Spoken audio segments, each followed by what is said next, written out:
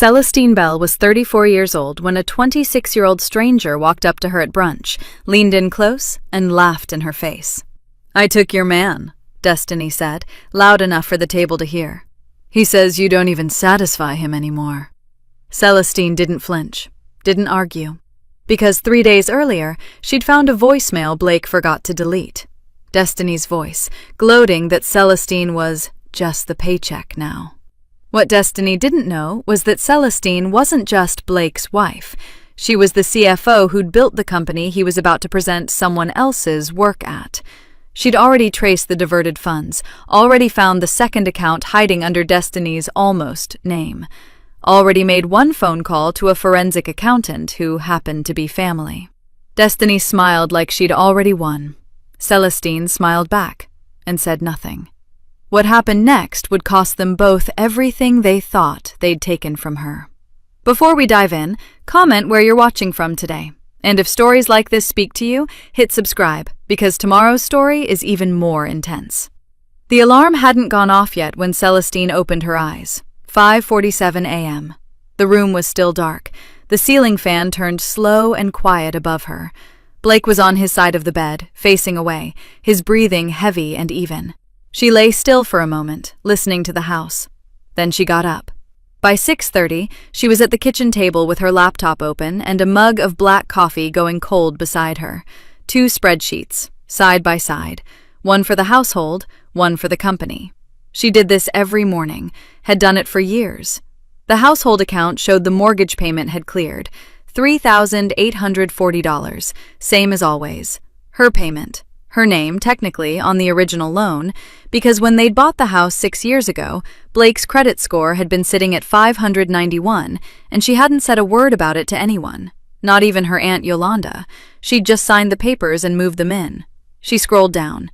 Car insurance for both vehicles, utilities, the quarterly payment to her mother's physical therapist in Houston. All covered, all on time, all managed by the same pair of hands that were wrapped around this mug right now. On the business side, things were steady. She'd spent most of Thursday restructuring the quarterly projections for the logistics company. A deal she'd been quietly building for 7 months was finally close to landing. The board meeting was in 2 weeks. She'd be ready. She closed the business tab.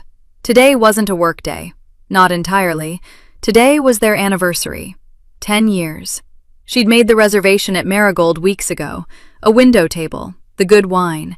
She'd even pulled out the dark green dress Blake used to say was his favorite, though she couldn't remember the last time he'd said something like that. He came downstairs at 8:15, phone already in hand. "Morning," she said. He poured coffee without looking at her. He was wearing the gray joggers he lived in on weekends, and his jaw was unshaven in that deliberate, styled way he'd started doing lately. He looked good. He knew it. "I confirmed the reservation," Celestine said. 7 o'clock, Marigold. He looked up. "Tonight?" "Our anniversary, Blake." Something moved across his face. Not guilt, exactly. More like mild inconvenience. "Right. No, I know.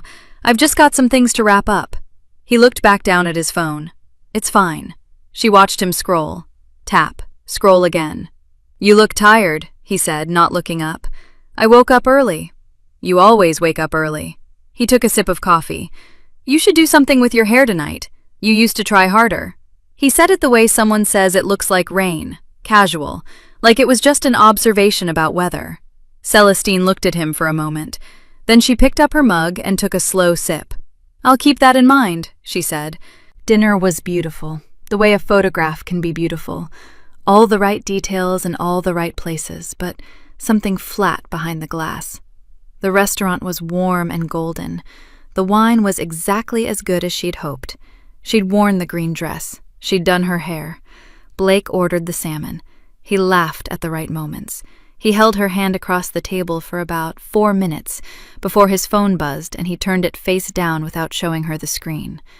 She noticed. She didn't say anything. He excused himself between the main course and dessert. Just a call, 2 minutes. She watched him through the window as he stood outside on the sidewalk, one hand pressed to his ear, his back half turned to the glass. He was nodding. His free hand moved when he talked. Whatever it wasn't business. She knew what his business calls looked like. His shoulders were different. He came back in, smiling. "Sorry about that. Where were we?" "You were telling me about the Harmon account," she said. He hadn't been, but he picked it right back up, easy as breathing, and she let him talk, and she smiled, and she ate her dessert. She noticed the charge at 10:53 that night. Blake was already in bed. She was sitting against the headboard with the shared credit card statement pulled up on her phone, something she checked weekly, automatic as locking the front door. Her finger stopped scrolling. Hotel Ardent, $214. She went back to the previous month's statement. Hotel Ardent, $214. And the month before, Hotel Ardent, $198.50. She knew Hotel Ardent. It was a mid-range place on Decatur Street, about 20 minutes from Blake's office. She'd driven past it before, but had never had a reason to think about it. She had a reason now. Same hotel, same week of the month, 3 months in a row. She set her phone face down on her lap. She looked at the ceiling fan turning slow in the dark. She listened to Blake breathe. She didn't wake him up. She didn't say a word. She just sat there, very still, and let the number sit behind her eyes like a lit match. She didn't sleep much. She lay in the dark and listened to Blake breathe and stared at the ceiling and did the math over and over in her head. 3 months, same hotel, same week, $214. $214, $198.50. By 5:30, she gave up on sleep entirely and slipped out of bed. The kitchen was quiet. Gray morning light came through the window above the sink. She didn't make coffee yet. She just sat down at the table, opened her laptop, and pulled up the family cloud account. She managed this too, same as everything else. The phone plan, the cloud backup, the shared passwords in the little encrypted folder she'd set up 3 years ago because Blake kept forgetting his login to everything. He called it her control thing. She called it organization. He'd never once logged in himself. She navigated to the backup files. Texts first. She scrolled without urgency, her face calm, her breathing steady. There were a few things. Some late-night messages she didn't recognize the number for, brief, deleted from his phone but still sitting here in the backup like dust under a rug. She noted the number, kept moving. Then she found the voicemails folder. She plugged in her earbuds, clicked the first deleted file. Static. A pocket dial from his coworker Marcus. Nothing. Second file. She pressed play. The voice was young, bright in a sharp way, like something that could cut if you weren't careful, and it was laughing before it even said a word. "Hey, it's me! Just thinking about you. Also," a pause, a little laugh, loose and pleased with itself. "I ran into someone at Trish's thing last week who knows your wife, and I just have to say, baby, I am not worried. Not even a little bit. I've already won. She doesn't even know what game we're playing." Celestine's hand was flat on the table. She didn't move it. "You know what she is? She's background noise. That's all. Background noise. You told me yourself. She's just the paycheck now. That's it. That's all she is to you." Another laugh. Easy, delighted with herself. "Anyway, call me back. Miss you." The recording ended. Celestine sat very still. Outside, a car drove past. A dog barked twice somewhere down the street and then stopped. The refrigerator hummed. Just the paycheck now. She heard Blake's voice in it, even though it wasn't his voice. She heard the 8 years she'd spent managing every account, every bill, every quiet sacrifice, reflected back to her in someone else's mouth, reduced to 5 words said with a laugh. She breathed in through her nose. Slow, even. Then she downloaded the file, saved it to a private folder she created in 30 seconds and password protected in 10, and uploaded a second copy to her personal cloud account, the one Blake had no access to and didn't know existed. Done. She sat back and looked at the window. The sky was getting lighter, a pale, thin blue coming up at the edges of the clouds. She watched it for a moment. Then she got up, measured out the coffee grounds, filled the pot with water, and started breakfast. Blake came downstairs at 8:40, showered, his hair still damp. He looked well-rested, relaxed. He sat down at the kitchen island and she set a plate in front of him. Eggs, toast, sliced fruit. And he picked up his fork and started eating without looking at her. "Good morning," she said. "Morning." He glanced at his phone, smiled at something on the screen, put it face down. She poured herself coffee and leaned against the counter across from him. She looked at his face, the easy way he held his jaw, the way he chewed and scrolled and existed in her kitchen like a man without a single thing on his conscience. Background noise. She took a sip of coffee. "I'm going into the office for a few hours tomorrow," she said. "On a Sunday?" "Board meetings in 2 weeks. A lot to finish." He shrugged. "Fine by me." Of course it was. The text came in just after noon while she was reorganizing files on her laptop. It was from Trish, bubbly, full of exclamation points, the way Trish always wrote. "Girl, don't forget! Brunch Sunday, noon at Cala's. You better be there!" Celestine smiled at her phone, a real one, small and tired. She and Trish had been friends since college. The brunch had been on the calendar for 3 weeks. A loose, easy thing. 6 or 7 women, good food, a pitcher of something cold. She'd almost canceled twice, but Trish had refused to hear it. She typed back, "I'll be there." Then she set her phone down and went back to her files. She had no reason to think about who else might be going. She had no way to know. She just knew Sunday was coming, and she had work to do before then. She clicked open the next document and got back to it. Cala's was the kind of place that smelled like vanilla and fresh flowers the moment you walked through the door. Round tables with linen cloths, little vases with sprigs of lavender. The kind of restaurant where the mimosas came in tall flutes and the portions were small and pretty on the plate. Celestine arrived at 12:08, which was early enough to be polite. She wore a deep burgundy wrap dress and her good earrings, gold hoops, simple, and she'd done her hair that morning with care. Not for anyone else, for herself. Trish was already at the table, waving before Celestine even spotted her. "There she is!" Trish stood up and hugged her hard. She smelled like vanilla, too. "I was worried you'd cancel again." "I said I'd come," Celestine said. She smiled, and this one was real. There were 4 other women already seated. She knew 3 of them. Mona, Patricia from the old neighborhood, a woman named Kezia who worked in marketing somewhere downtown. The 4th was a face she didn't recognize. Young, 20s, pretty in a loud way, with long nails painted white and a blouse cut low and a big, confident smile. Celestine sat down, unfolded her napkin, and reached for the water. The first hour was easy. Warm bread came out, then eggs, salmon, a fruit plate with mint scattered over it. Trish talked too much and too fast, the way she always did, and it was comfortable, familiar. Celestine ate and laughed at the right moments and let herself rest inside the noise of it. She had almost stopped watching the room. Almost. She noticed the young woman, the one she didn't know, looking at her. Not the way people look when they're trying to remember where they've met you.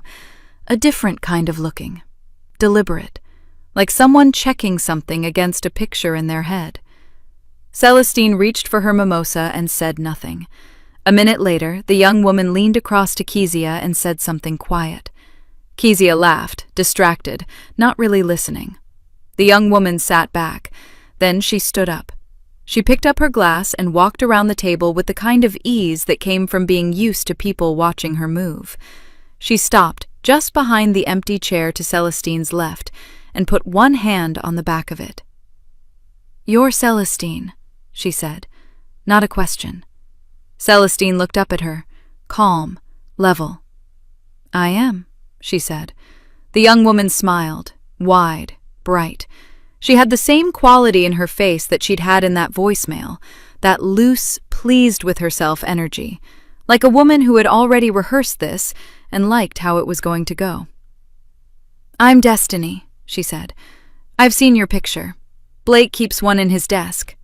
She tilted her head, like she was offering something generous. "He talks about you a lot." "I'm sure he does," Celestine said. The table had gone a little quieter. Not silent, Trish was still talking to Patricia, but the two women closest had stopped their conversation. They were listening without looking. Destiny leaned down slightly, lowering her voice just enough to make it feel intimate, though not so low that no one could hear. "I just want you to know," she said, "that I'm not trying to be mean about this. It's just, he's mine now. Has been for a while."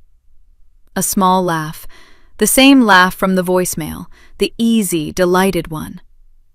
"He says you don't even satisfy him anymore. Like, his words." She lifted one shoulder. "I thought you should know. Woman to woman." Woman to woman. The words sat in the air. Celestine looked at her, really looked at her. The white nails, the careful blouse, the confidence she was wearing like a new coat. A woman who had walked in here expecting tears, or anger, or the satisfaction of watching someone come apart at a brunch table. She set her mimosa glass down gently, and she smiled.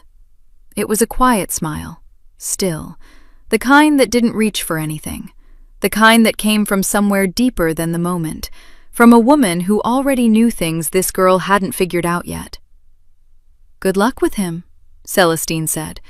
That was all. She picked up her fork and turned back to her plate. Destiny stood there for one beat too long. 2. The smile on her face shifted, just barely, just at the edges, into something less certain. Then she walked back to her seat. The table breathed again. Trish launched into a story about her sister's new apartment. Patricia laughed. The mimosa pitcher made its way around. Everything resumed. Celestine finished her meal. She stayed another 40 minutes, laughed twice more, and hugged Trish at the door on her way out. She sat in her car in the parking lot and did not move for a moment. The sun was pressing through the windshield, warm on her hands. She held them in her lap and looked straight ahead at nothing. Then she picked up her phone and dialed. It rang twice. "Celestine?" Gideon's voice. Steady, even-keeled, the way he always was. "I need your help," she said. Her voice didn't shake. "Every account, every transaction, every shared asset, mine, his, the business, all of it. I need the full picture." A short pause. "When do you need it?" "Tonight," she said. Gideon arrived at 7 with a laptop bag over one shoulder and a yellow legal pad tucked under his arm. He didn't hug her at the door. He looked at her face, gave one small nod, and came inside. That was enough. Celestine had already cleared the dining room table, account statements printed and stacked, bank records sorted by month, a yellow highlighter, 2 pens, her own laptop open to the cloud backup she managed for all of their shared accounts, the one Blake had never once thought to log into himself. Gideon sat down, set up his laptop, and cracked his knuckles. "Walk me through what you already know," he said. So she did. She told him about the hotel charges. She played him the voicemail. Once, all the way through, no comment. She laid the credit card statements in front of him in chronological order. He listened. He read. He didn't say anything about what a terrible husband Blake was or how sorry he felt. He just pulled the legal pad toward him and started writing. That was exactly what she needed. They worked for 2 hours without stopping. The dining room was quiet except for the sound of keys clicking and papers turning. A pot of coffee sat on the counter behind them. Celestine had poured 1 cup and let it go cold. The picture built itself slowly, the way pictures like this always did. One number pointing to another, one account feeding something that shouldn't exist. The first thing Gideon found was a transfer. Small, routine-looking. $200 moved from their joint checking account into what looked like a savings buffer, an account Celestine had seen listed before and assumed was theirs. It wasn't. "This account," Gideon said, turning his laptop so she could see the screen. "Whose name is on it?" Celestine leaned in. She read the account label. A number, a routing code, a name that was not hers. It was Blake's, alone. She sat back. He never told me he opened that. He opened it 14 months ago, Gideon said. He was already clicking further. Give me a minute. He traced it forward. The 200 became 300, then 4, then 2 transfers in 1 month, then a larger one, $800, timed to the same week she had found the first hotel charge on the shared card. Celestine pulled her legal pad close and wrote down the dates, the amounts, the account number. What was the money used for? She asked. Gideon pulled up a linked records trail. He had access. She had given him the login credentials she managed, the ones Blake had never changed because he never thought to. He scrolled slowly, reading line by line. Then the stopped. Here, he said. She read it over his shoulder. A payment to a luxury goods retailer, $1,400. Then a second, a recurring monthly charge from a car leasing company, $462 a month, starting 11 months ago. Then 2 payments to an apartment complex, not their apartment complex, not any address she recognized. Celestine set the pen down. She picked it up again. She wrote it all down, every line, every date, every dollar amount, in her clean, even handwriting, the same way she would log a discrepancy in the company's quarterly report. Her hand did not shake, but she remembered, very clearly, the conversation she and Blake had had 9 months ago. February. She had been sitting in this same chair. He had slid a piece of paper across this same table and said they needed to talk about the budget. Said things were tight. Said her mother's medical supplement, $300 a month for a woman with bad knees and a fixed income, was something they needed to revisit. Just for now, he had said. Just until things loosen up. She had agreed. She had called her mother and lowered the contribution herself and told her it was temporary. $300 less for her mother, $462 a month for a car she had never seen, registered to a name she now knew. Celestine placed her pen flat on the legal pad. How much total? She asked. Her voice was level. Gideon added it up on the screen. He turned the laptop toward her without saying anything. She looked at the number. She nodded once. Then she wrote it down. By 9 o'clock, they had documented 11 months of transfers. Gideon had organized everything into a folder, digital copies, labeled by date, with a summary sheet at the front. He was thorough like that. It was why she had called him. He was closing a tab on his screen when he paused. There's one more thing, he said. He turned the laptop again. A single transfer, 6 weeks ago, larger than the others. This one went somewhere I haven't been able to trace yet. Different routing number. It didn't go to the car account or the apartment. He looked at it for a moment. I need to dig further on this one. How long? Day or 2, he said. Maybe less. Celestine looked at the number on the screen.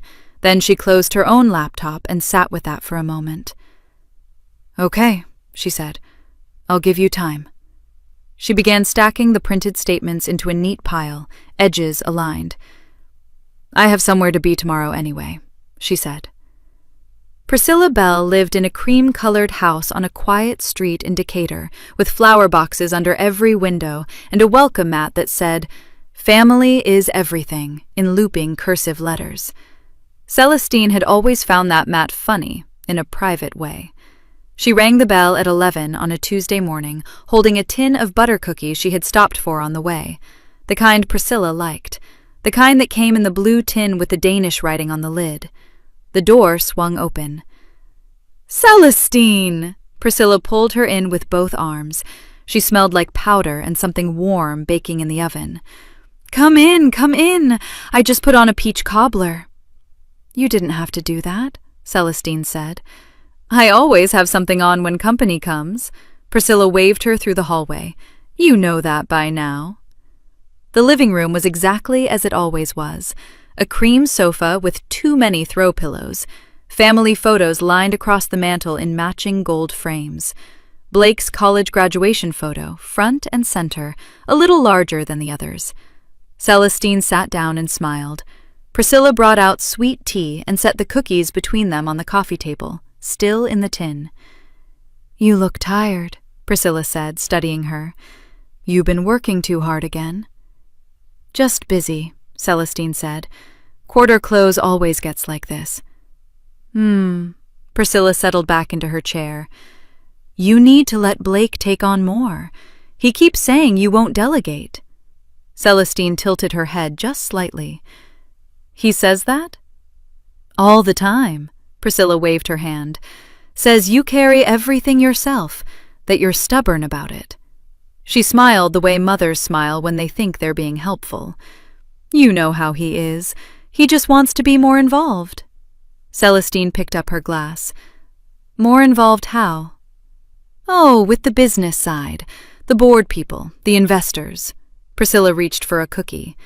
"He told me he's been going to some of those dinners, building his relationships. Said it's good for the company to have him out there representing." "He's been attending board dinners?" Celestine asked. Her voice stayed easy, curious, the voice she used in meetings when she already knew the answer. "Some of them, yes," Priscilla bit into the cookie. "He mentioned one a few weeks back. Said the board thinks very highly of him, that they appreciate having someone like him in front of clients." She paused. "I think it's good, you know. He needs something that's his. He's always been a little, I don't know, in the shadow." Celestine nodded slowly. "Of course." She set down her glass and crossed her hands in her lap. "Did he mention anything about changes?" she asked. "On the business side?" Priscilla looked up. "Changes?" "Just restructuring, planning." Celestine gave a small shrug. "Things shift around at the end of the year sometimes. I just wondered if you'd said anything." "Well," Priscilla's expression softened into something that tried to look careful but wasn't. "He did mention, and I don't know the details, so don't hold me to it. He said something about you pulling back soon, from the day-to-day, that you'd been talking about it." Celestine looked at her. "He said I'd been talking about stepping back?" "Mm-hmm." Priscilla nodded, fully believing it. "Said it would be good for you, less stress, that maybe Blake could handle more of the heavy lifting going forward." She tilted her head the way she always did when she thought she was delivering good news. "He seemed excited about it, honestly. I think he's finally found his footing." Celestine smiled. It was the same smile she had given Destiny in the parking lot of that brunch. Steady, unreadable, a closed door with the lights off behind it.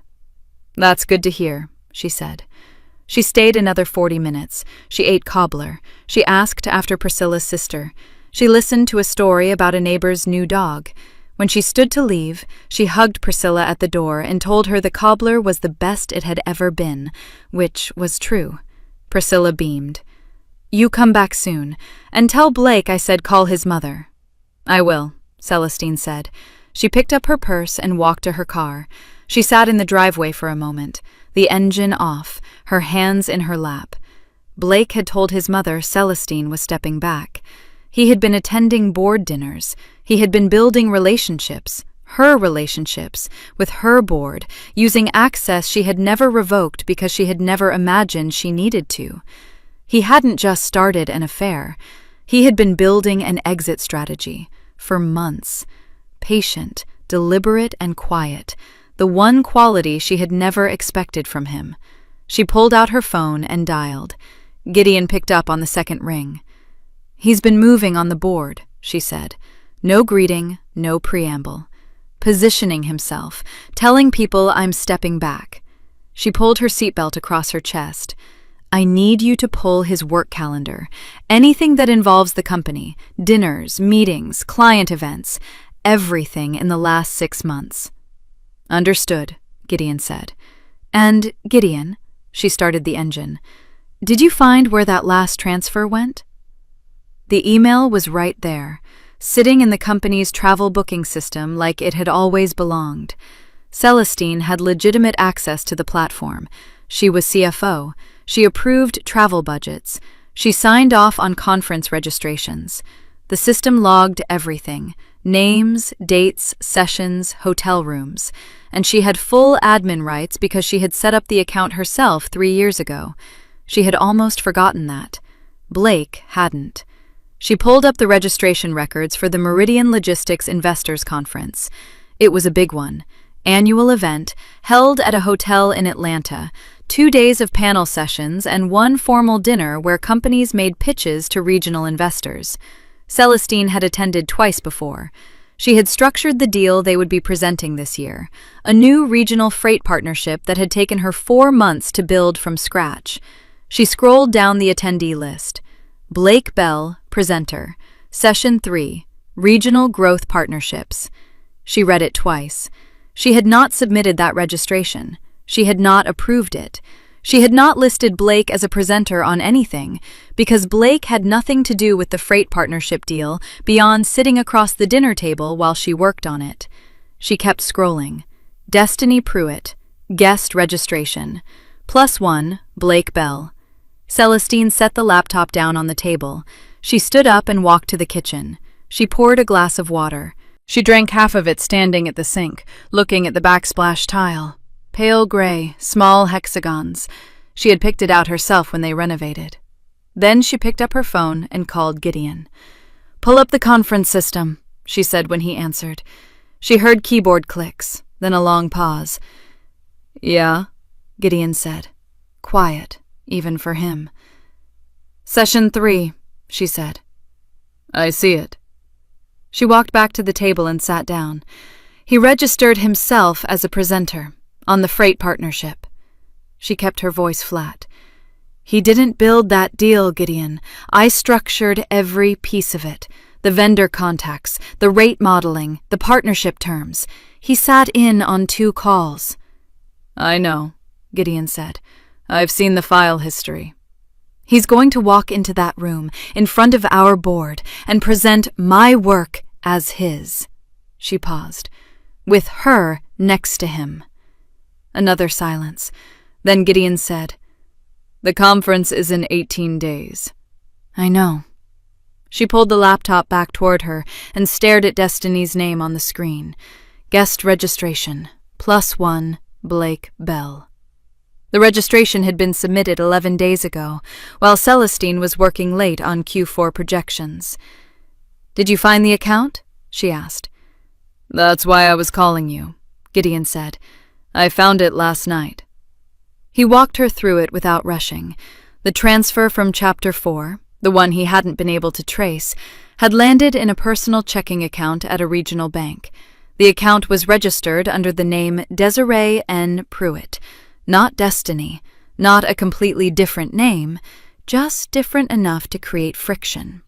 1 letter off in the first name, middle initial inserted where there hadn't been one before. A small change. Deliberate.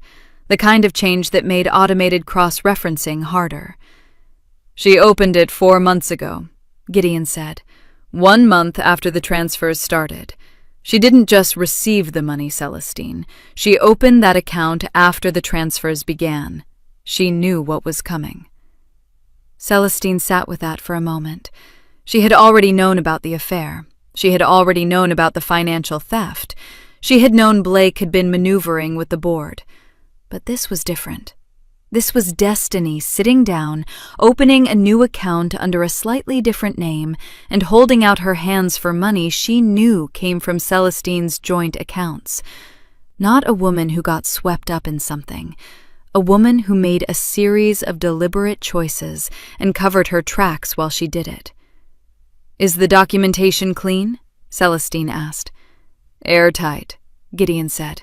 "Account opening date, transfer records, name discrepancy, all of it. I can have a complete report packaged in 2 days." "Do that," Celestine said. "Send me everything." She closed the travel booking platform. She opened a new document and began a list. Not frantic, organized. The same way she opened every new project, with a clean page and a clear sequence of steps. She wrote the conference date at the top. She stared at it. Blake believed she didn't know. Destiny believed she had already won. Both of them were walking toward that conference room with full confidence, because no one had given them a single reason to think otherwise. Celestine intended to keep it that way. She picked up her phone again.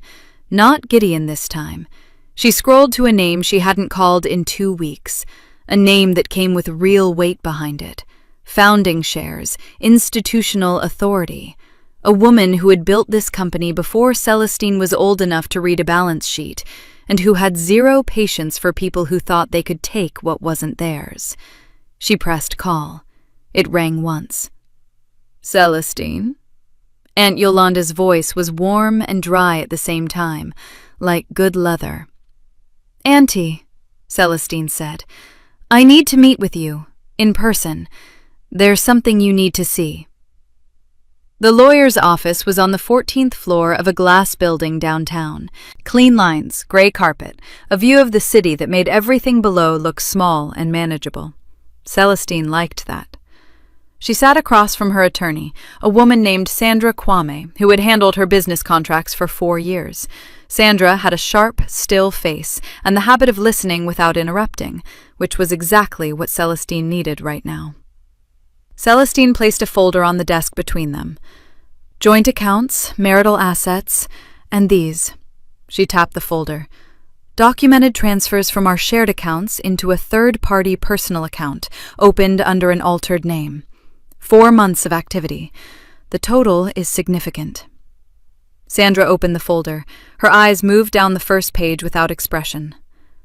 This is clean documentation, Sandra said. My cousin is a forensic accountant, Celestine said. He packaged it. Sandra turned a page, then another.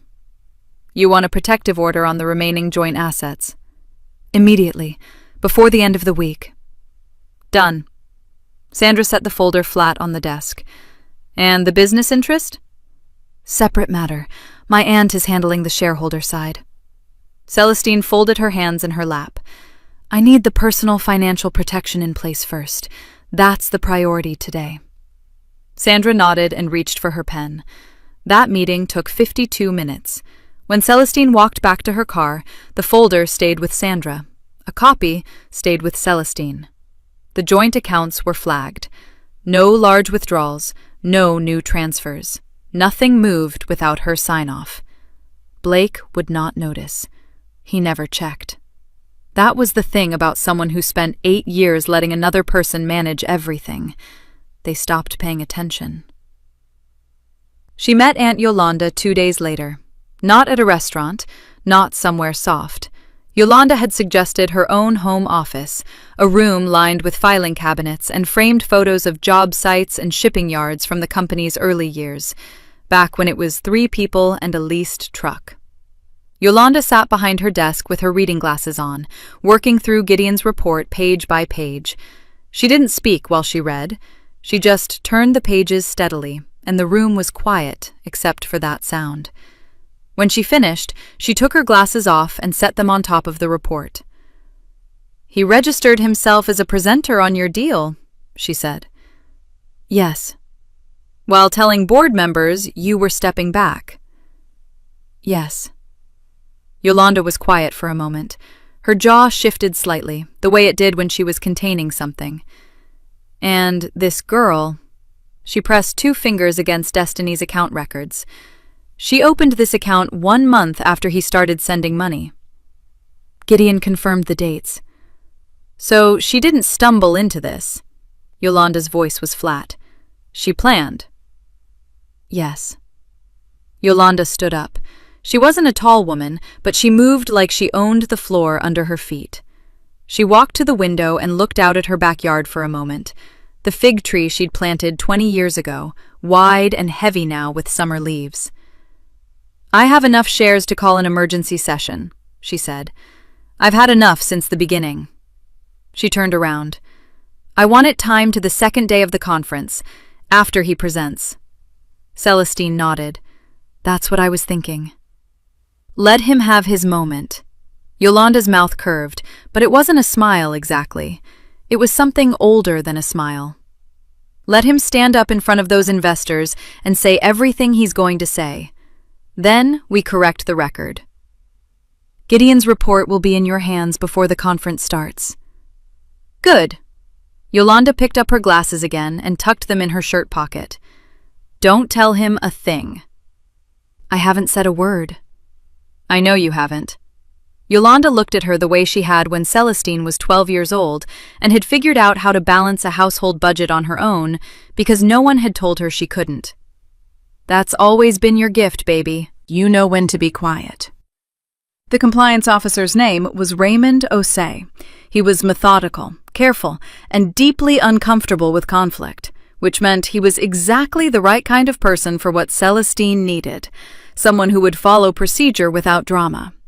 She walked him through the client event budget records she had pulled as CFO, travel invoices, gift receipts submitted under company accounts, conference registrations billed to a client entertainment line that had nothing to do with any client. Raymond's discomfort grew with every page she set in front of him. She's an employee, Celestine said simply. These are company funds. I'm documenting it for you and stepping back. You handle it according to policy. I'll need to loop in legal, Raymond said. Sandra Kwame is already aware. She's expecting your call.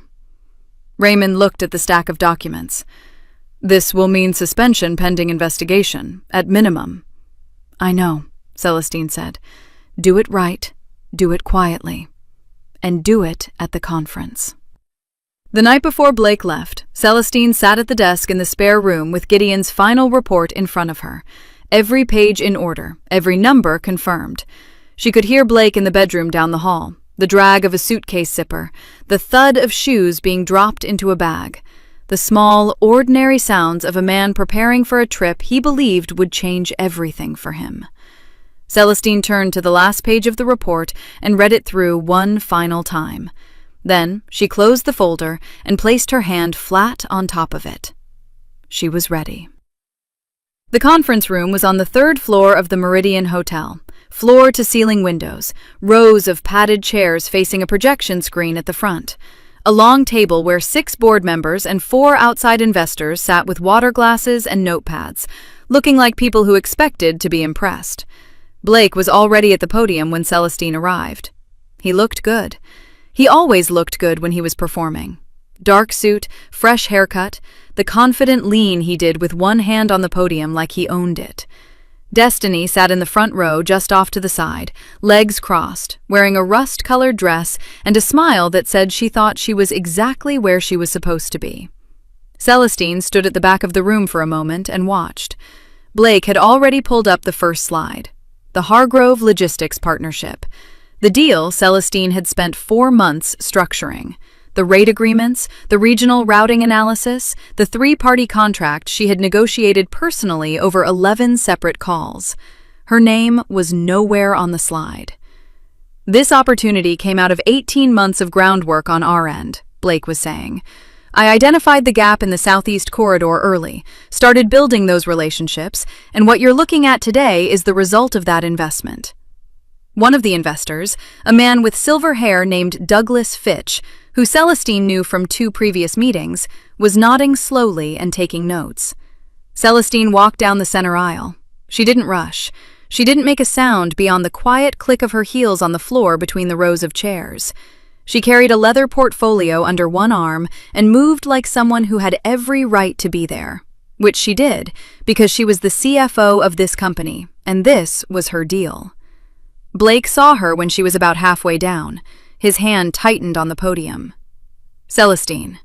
He recovered fast, gave the room a smooth, easy smile. Good of you to join us. Of course, she said pleasantly. She stopped at the table's edge and faced the board and the investors directly. I apologize for the delay. I wanted to make sure I had the complete documentation with me. She set the portfolio on the table and opened it. The Hargrove partnership began in March of last year, she said, pulling out the first set of papers and sliding them toward Douglas Fitch. Here's the initial analysis I prepared. You'll see my name on the header and the date. This is the Southeast Corridor routing model Blake just mentioned. I built it. Fitch picked up the page. He looked at it. Then he looked at Blake. Blake's jaw was tight. Celestine, this isn't the time to... The rate agreement, she continued, setting the next document on the table without raising her voice, was negotiated over 11 calls, which I conducted. Here are the call logs and my personal notes from each session, countersigned by the Hargrove team's legal contact. She turned her next page. And here is the final 3-party contract, which I drafted. The room was very quiet. Destiny stood up. "This is embarrassing," she said, her voice sharp but too loud for the space. "She can't just walk in here and—" "Ms. Pruitt." Celestine looked at her directly. Her voice didn't rise even slightly. "Sit down. I'll get to you." Destiny didn't sit down, but she didn't say anything else either. Something in Celestine's eyes stopped her. Celestine reached into the back of the portfolio and removed a separate set of pages.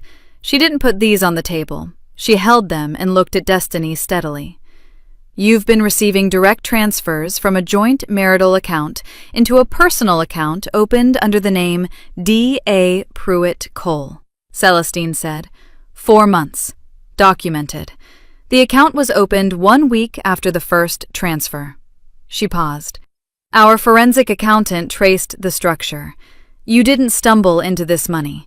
You helped build the system to receive it." Destiny's face changed. From across the room, a door opened quietly. Raymond Osei stepped in, his expression tight and professional, a company badge clipped to his jacket. He moved to Destiny's side without making a scene. "Ms. Pruitt," Raymond said, low and even, "I need you to come with me. Your employment is suspended pending a formal investigation.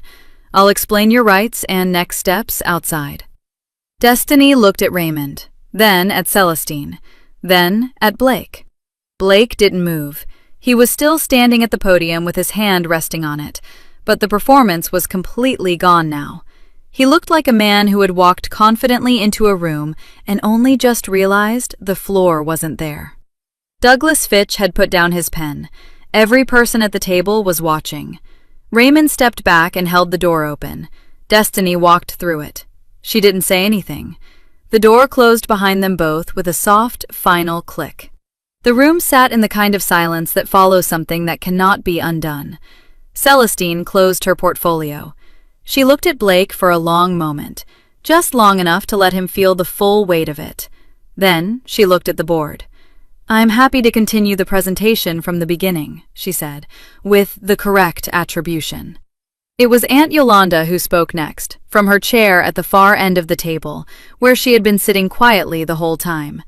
"Before we do that," Yolanda said, setting down her water glass, "Blake, there's something you and I need to discuss.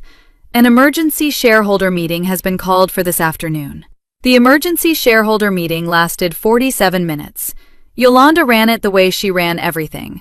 Direct, no detours, no room for theater. She sat at the head of the table in a smaller conference room 2 floors below where Blake had spent his morning falling apart. Her reading glasses were on.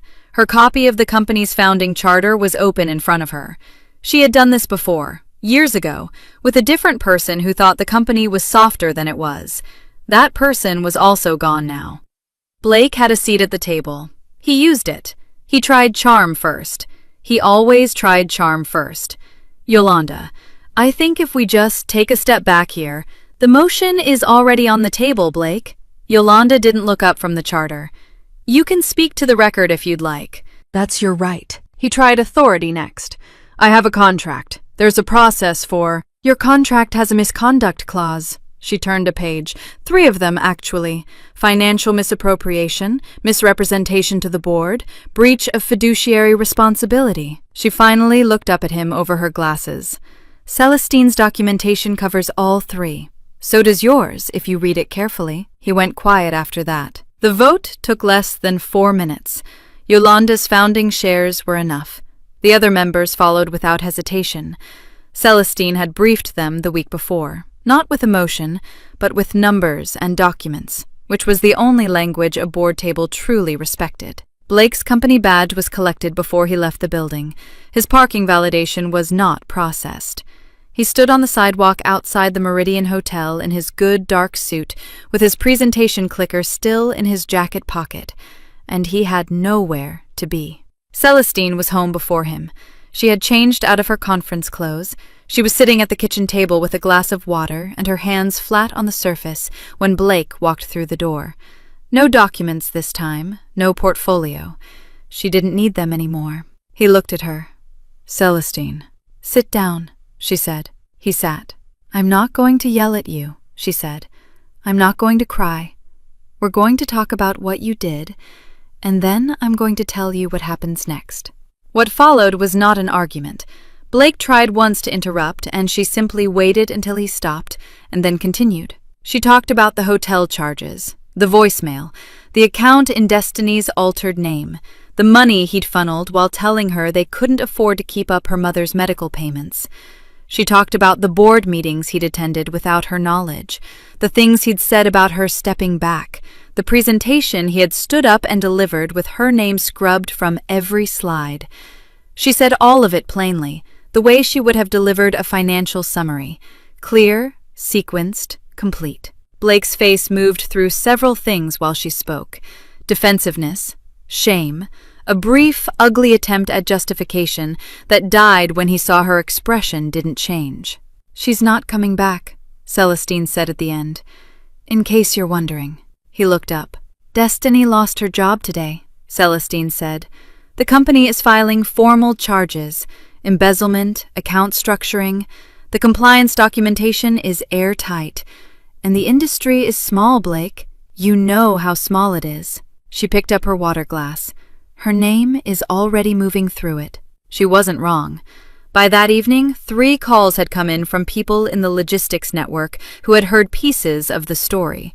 By the next morning, Destiny's name was attached to words nobody wanted on their roster: fraud, misconduct, suspended pending charges. 2 recruiters she had quietly contacted the week before stopped returning her messages. And without the job, without the money, without the secrecy, there was nothing left to hold on to. Destiny's last text to Blake came 2 days later. It was short. It did not ask how he was doing. Celestine called Priscilla the day after the conference. She didn't want to do it by phone, but she also couldn't sit across from Priscilla in her sunroom and watch her try to hold her face together. So the phone was kinder. She kept it simple. The affair, the money, the plan to push her out. Priscilla went very quiet on the other end of the line, and stayed quiet for a long time. "He told me you were pulling back," Priscilla finally said. "From the business. He said you'd been talking about it." "I know," Celestine said. "He's been saying that for months." Another long silence. "I'm sorry," Priscilla said. Her voice had gone thin and old. "Celestine, I'm so sorry." "I know you are," Celestine said, and she meant it. By Friday, the house was quiet in a different way. Blake stood in the living room with its high ceilings and the furniture Celestine had chosen, and the kitchen she had renovated 2 years ago when he said he wanted an open layout. Her things were already gone. She had moved efficiently, the way she did everything. What remained was mostly his suits, his equipment, the framed photo of them from their 5th anniversary that she had left on the counter without ceremony. He didn't know what to do with his hands. He stood there, in the house she had paid for, and he was alone in it. The new office had floor-to-ceiling windows. Celestine had picked this space herself, not for the view, though the view was good, a clean sweep of the city skyline in the late afternoon light, but because of the light itself. It came in warm and steady from the west, and it made the room feel like something you had earned. Her name was on the glass door, Okafor Strategy Group. The bell was gone, quietly and legally, 4 months after she had walked out of that house. She had not missed it once. The firm had launched 8 months ago with full backing from the company. Yolanda had moved fast, converting Celestine's role and reputation into equity in the new consulting arm before anyone else thought to ask. 2 anchor clients in the first month, 6 by month 4. The logistics network that had once buzzed with Blake's name now circulated hers in a different register. Not gossip, not damage control, but recommendation. Call Celestine. She built the model. She knows the numbers. She was on her 3rd hire. Blake was selling software now. Not bad software, and not a bad company. Mid-tier, regional, the kind of firm that sponsored local business breakfasts and had motivational posters in the conference room. His charm still worked on the phone. It always had. But charm without backing was just sound, and everyone in the room could eventually hear the difference. He had tried, twice, to re-enter the logistics world. Both times the same thing happened. A promising early conversation, a background check, a sudden vagueness from the other side that cured itself by going silent. The industry was small. Celestine had been right about that, too. He lived in an apartment now. 2 bedrooms, one he used as an office, though he rarely worked from home because the quiet was the wrong kind. He still wore good suits. He still had the same easy smile that made strangers trust him in the first 30 seconds. None of it went anywhere useful anymore. Destiny was in Atlanta. She had left within 6 weeks of the charges being filed, which was fast, but not fast enough. The embezzlement case had already seeded itself into the industry's informal network by the time her boxes were packed. The altered account, the diverted funds, the client event budgets redirected to personal use, all of it was documented, all of it had been shared through the proper channels, and proper channels had a way of leaking sideways into exactly the right inboxes. She was working front of house at a corporate hospitality company now. It was not nothing, but it was not what she had planned for herself, and the confidence she had worn like a second skin, the kind that made her feel comfortable laughing in a woman's face at a brunch, had been replaced by something quieter and more careful. She had learned, the hard way, that an industry that talked about you kindly would also talk about you otherwise, and that the difference was entirely up to you. Her name still came up, occasionally, in logistics circles. Not often, just enough. Priscilla called on a Wednesday. Celestine was between meetings, standing at the window with her second coffee, when she saw the name light up her phone. She picked up. "I just wanted to hear your voice," Priscilla said. She sounded the way she always sounded now, softer, less arranged, like she'd stopped rehearsing herself. "How's the new office?" "Good," Celestine said. "Really good, actually." "I'm glad." A pause. "He asked me to reach out." Celestine looked out at the skyline. A plane moved slow and silent across the far edge of it. "He didn't say what he wanted," Priscilla continued. "Just that he'd like to talk. I told him I'd mention it." "I know," Celestine said. "Thank you for telling me." "What should I tell him?" Celestine took a small sip of her coffee. The skyline was turning gold at the edges where the sun was dropping. She thought about the anniversary dinner, the hotel charges, the voicemail she had listened to in the blue quiet of an early morning, the brunch. A woman's laughter, bright and sharp and so sure of itself. She thought about the smile she had worn that day, walking away.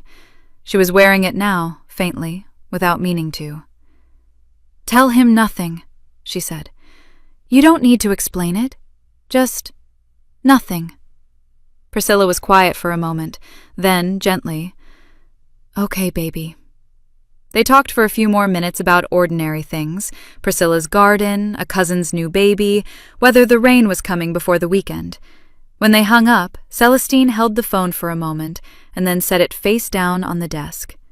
She worked for another hour and a half, a contract review, a slide deck for a new client pitch, a quick exchange with her third hire who had a question about the analytics model and asked it clearly and listened to the answer the same way. Celestine liked that about her. At 6 o'clock, she closed the laptop.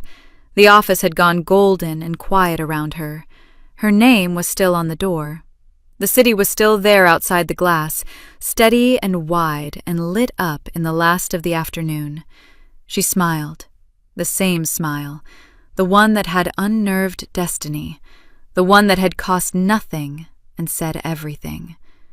Then she picked up her bag, turned off the light, and walked out. Thank you for watching until the end. If this story meant something to you, hit subscribe and turn on notifications. I've got 2 stories on the screen that you have to watch next. Have a great day!